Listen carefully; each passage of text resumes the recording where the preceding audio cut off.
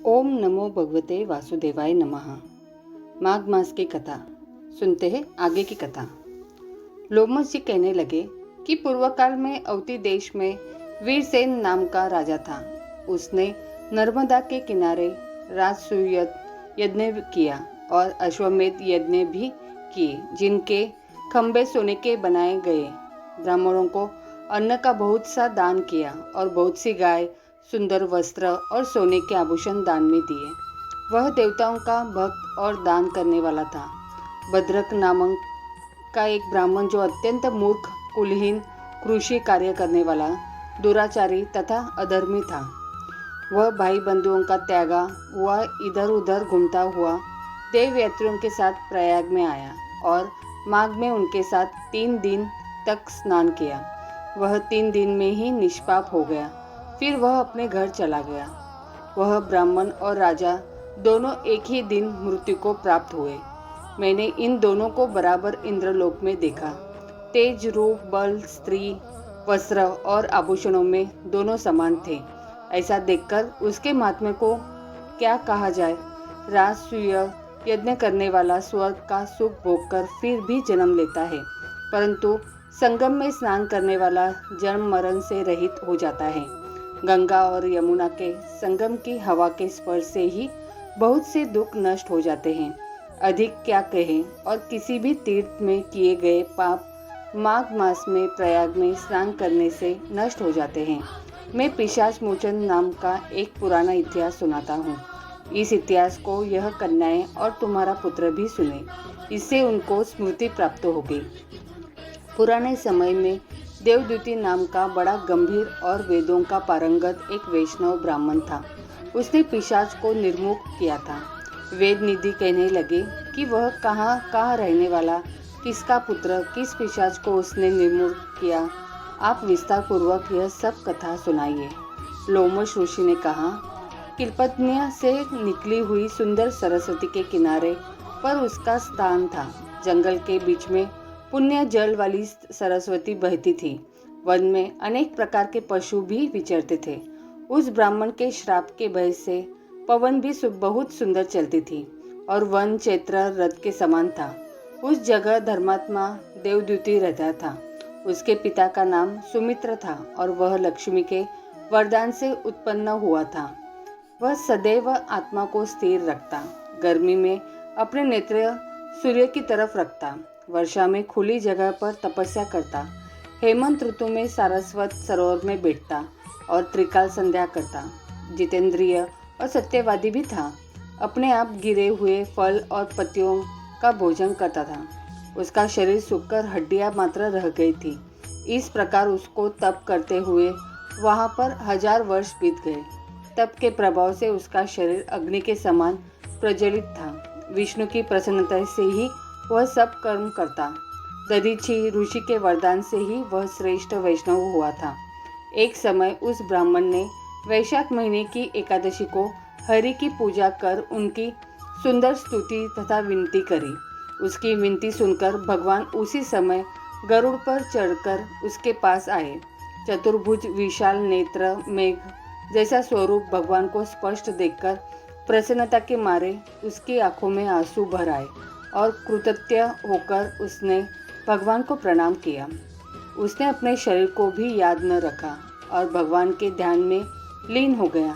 तब भगवान ने कहा कि हे देवदूती, मैं जानता हूँ कि तुम मेरे परम भक्त हो। मैं तुमसे अति प्रसन्न हूँ। तुम वर मांगो। इस प्रकार भगवान के वचन सुनकर प्रेम के मारे लड़खड़ाती हुई वाणी में कहने लगा कि हे देव, अपने माया से शरीर धारण करने वाले आपका दर्शन देवताओं को भी दुर्लभ है। अब आपका दर्शन भी हो गया। मुझको और क्या चाहिए। मैं सदैव आपकी भक्ति में लगा रहूं। भगवान उसके वचन सुनकर कहने लगे कि ऐसा ही होगा। तुम्हारे तप में कोई बाधा नहीं पड़ेगी।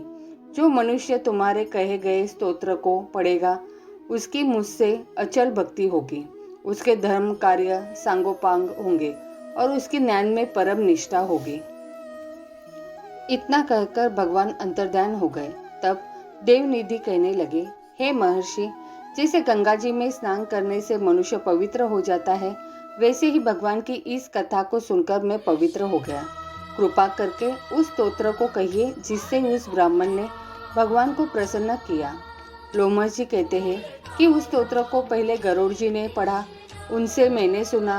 हे विप्र, यह स्तोत्र अध्यात्मक विद्या का सार, पापों का नाश करने वाला है। वासुदेव सर्वव्यापी, चक्रधारी, सज्जनों के प्रिय, जगत के स्वामी श्री कृष्ण को नमस्कार है।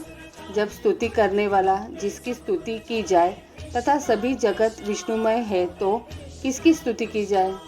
जिस भगवान के श्वास वेद है, फिर कौन सी स्तुति उनकी प्रसन्नता के लिए की जा सकती है? जिसको वेद नहीं जान सकते, न वाणी न मन जान सकता है, उसकी स्तुति में अज्ञानी क्या कर सकता है? सारा चर अचर संसार जिसकी माया से चक्र की तरह घूम रहा है, इसी से है प्रभु आप चक्रधारी कहलाते हो। ब्रह्मा विष्णु आप ही हो। सारे संसार को उत्पन्न करने वाले ब्रह्मा को भी आप उत्पन्न करने वाले हो। जब जीव शरीर को धारण करता है तब उसमें ज्ञान उत्पन्न होता है। तुम सब सुखों के दाता हो, इसमें कोई संदेह नहीं है। आपसे संपूर्ण सुखों को देने वाली बुद्धि उत्पन्न होती है। आप ही 5 कर्मेंद्रिय, पंचा महाभूत तथा मन के विविध भाव हो। ब्रह्मा विष्णु रुद्र की कल्पना से आप संसार की कल्पना इसी प्रकार करते हो जैसे पिता पुत्री की करता है। कवियों में जो रूप शोभा देता है, उन निर्गुण विष्णु भगवान को मैं नमस्कार करता हूँ। जिसमें ज्ञान रखने से श्रुतियों में कहे हुए कर्मों को लोग करते हैं, उस परम ब्रह्म को मैं नमस्कार करता हूँ। मैं उस सतरूप हरि को, जिसको योगी लोग सब प्राणियों में आत्मरूप में देखते हैं, उपासना करते हैं, जिसको अध्ययन करते हुए गाते हैं और यज्ञ करते हैं, उस माधव भगवान को मैं नमस्कार करता हूँ। मनुष्य को माया तथा मोह में पैदा हुए विचित्र आभास, अहंकार तथा ममता को जानकर खो देते हैं, उन भगवान को मैं नमस्कार करता हूँ। संसार में मनुष्य के मोह रूपी वायु के सदा भभकने वाली ज्वाला आपके चरण कमल की छाया पहुँचने से नहीं जलाती, जिसके स्मरण मात्र से मोह, अज्ञान, रोग, दुख दूर हो जाते हैं, उस अनंत रूप को नमस्कार करता हूँ। जिसमें मिल जाने पर और किसी दूसरे की इच्छा नहीं रहती, जिसको जानकर अद्वैतवादी आत्मा को देखते ही यदि विष्णु का शब्द का अर्थ और उसके विषय का ज्ञान एक ही होता, तो इस सत्य से हे माधव, इस संसार की माया में फंसकर तेरे ही ध्यान में रत रहता। यदि वेदांत दर्शन में भगवान सारे संसार में व्याप्त है, तो इसी सत्य से भगवान में भरी निर्विघ्न भक्ति हो। जो बीज नहीं है तो भी बिना बीज के स्वयं विद्यमान से, सो वह विष्णु भगवान रूपी रंग से हमारी बीज के टुकड़े टुकड़े को, जो सृष्टि स्थिति तथा लय के लिए ब्रह्मांड विष्णु महेश 3 रूप धारण करते हैं और कार्य में सत रज और तम इन तीनों गुणों में विद्यमान है, वह भगवान मुझ पर प्रसन्न हो। जो प्राणियों के हृदय रूपी मंदिर में निर्मल देव वास करते हैं, वह भगवान मुझ पर प्रसन्न हो। जो अविद्यापूर्ण संसार का त्याग करता है, जगन में आप हो, आपका बनाया हुआ विश्व आनंद करता है, आपके त्याग करने पर अपवित्र हो जाता है, उसका साथ करने पर भी तुम बिना साथ के बने रहते हो। विकार रहित जिनके चार्वाक पंचभूत योग से पैदा हुआ चैतन्य मानते हुए उपासना करते हैं। जैन लोग आपको शरीर का परिणाम मानते हैं और सांख्यवादी तुम्ही को प्रकृति से परे पुरुष मानकर ध्यान करते हैं। जन्म इत्यादि से रहित चैतन्य रूप सदा आनंद स्वरूप उपनिषद जिसकी महिमा गाते हैं, आकाश आदि पंच महाभूत देह मन बुद्धि इंद्रिया सब कुछ तुम ही हो, तुमसे अलग और कुछ नहीं। तुम ही सब प्राणियों को उत्पन्न करने वाले हो और मुझको शरण देने वाले हो। तुम अग्नि रवि इंद्र होम मंत्र क्रिया तथा फल सब तुम ही हो। कर्म के फल देने वाले वैकुंठ में तुम्हारे सिवाय कोई नहीं है। मैं तुम्हारी शरण में हूँ। सब प्राणियों के हेतु तथा उनको शरण देने वाले तुम ही हो। जैसे युवा पुरुष की युवती में और युवती की युवा में प्रीति होती है, वैसे ही मेरी प्रीति तुम में हो। जो पापी भी आपको प्रणाम करता है, उसको यमदूत ऐसे नहीं देखते जैसे उल्लू सूर्य को प्रत्येक पाप मनुष्य को उस समय तक ही सुख देते हैं जब तक वह आपके चरण कमलों को का सहारा नहीं लेता। जिसको गुण जाति तथा धर्म को स्पर्श नहीं कर सकते तथा गतियां भी स्पर्श नहीं करती, जो इंद्रियों के वशीभूत नहीं है, जिनका बड़े बड़े मुनि लोग साक्षात नहीं कर सकते, उन भगवान को मैं नमस्कार करता हूँ। जितने ज्ञान रूपी सुंदर गुण हैं, जिन्होंने सुख स्वरूप मोक्ष रूपी लक्ष्मी का आलिंगन किया, जिन्होंने आत्मा स्वरूप सुख भोगा और जिन्होंने ध्यान रूप से मृत्यु को वश में कर लिया है, ऐसे मुनियों से सेवित भगवान को नमस्कार है। जो जन्मांधी से अलग है, जिनको काम क्रोध आदि दोष दुख नहीं देते, उन वासुदेव भगवान को मैं नमस्कार करता हूँ। जिनके ज्ञान की गति से अविद्या रूपी मल शुद्ध हो जाता है, जिनके ज्ञान रूपी शस्त्र से संसार रूपी शत्रु का नाश हो जाता है, उन दुखों के नाश करने वाले को मैं नमस्कार करता हूँ। जिस प्रकार सब स्थावर जंगम संसार को उत्पन्न करते हैं, इसी सत्य से भगवान मुझको दर्शन दे। इस प्रकार उसकी सच्ची भक्ति देखकर भगवान ने प्रसन्न होकर उस ब्राह्मण को दर्शन दिए और ब्राह्मण की स्तुति से प्रसन्न होकर तथा उसको वरदान देकर भगवान अंतर्ध्यान हो गए और वह ब्राह्मण कृतज्ञ होकर भगवान में लीन हो गया और शिष्यों के साथ स्तोत्र पढ़ता हुआ तपोवन में रहने लगा। जो कोई स्तोत्रों को पढ़ता अथवा सुनता है, उसकी बुद्धि पाप में नहीं लगती और न ही बुरा फल देता है। इसके कीर्तन से मनुष्य की बुद्धि, मन तथा इंद्रियां स्वस्थ होती है। जो भक्ति पूर्वक इसके अर्थ को विचार कर इसका जप करता है, वह वैष्णव पद को प्राप्त होता है। इसके सदैव पढ़ने से मन वांछित कार्य सिद्ध हो जाते हैं। मनुष्य सुपुत्र पाता है तथा धन, पराक्रम और चिरायु प्राप्त करता है। इसके पाठ से बुद्धि, धन, यश, कीर्ति, ज्ञान तथा धर्म बढ़ते हैं। दुष्ट ग्रहों की शांति होती है। यह व्याधियों व अनिष्टों को दूर करता है, दुर्गुति से तारता है। इसके पढ़ने से सिंह, व्याघ्र, चोर, भूत, देव, पिशाच और राक्षस का भय नहीं रहता। जो भगवान का पूजन करके इस स्तोत्र को पढ़ता है, वह पापों से ऐसे ही अलग रहता है जैसे जल पंख से कमल। जो इस स्तोत्र को 1 काल, 2 काल या 3 काल पढ़ता है, वह अक्षय फल प्राप्त करता है। जो मनुष्य प्रातः काल इस स्तोत्र का पाठ करता है, वह इस लोक और परलोक में अक्षय सुख पाता है। वेद द्युति का बनाया हुआ यह स्तोत्र भगवान को अत्यंत प्रिय है और भगवान के दर्शन कराने वाला है। योग सागर नाम का यह स्तोत्र परम पवित्र है। जो कोई भक्ति पूर्वक इसको पढ़ता है, वह विष्णु लोक को जाता है। अब पिशाच मोक्ष की कथा कहते हैं। लोमश ऋषि कहने लगे कि जिस पिशाच को देवदूती ने मुक्त किया, वह पहले द्रविड़ नगर में चित्र नाम वाला राजा था।